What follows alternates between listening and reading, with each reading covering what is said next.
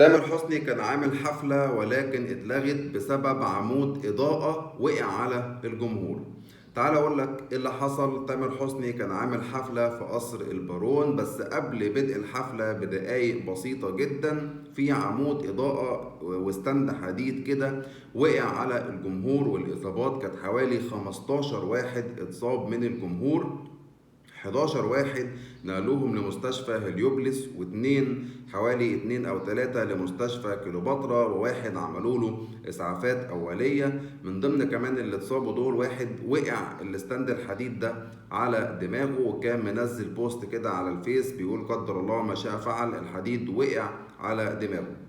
طبعا ربنا يطمنا على ال 15 فرد دول، وان شاء الله يطمن اهلهم عليهم. الحفله زي ما قلت لك كده اتلغت طبعا. مش عارف هل تامر حسني يطمن على الشباب اللي وقع عليهم الحديد دوت ولا لا، لكن في النهايه الحفله اتلغت. طبعا المفروض يتم محاسبه المسؤولين عن المكان والمسؤولين عن الحفلة، لأن حاجة زي كده ممكن تؤدي لوفاة. ستند حديد وعمود إضاءة بيقعوا على الناس، فطبعا دي كارثة.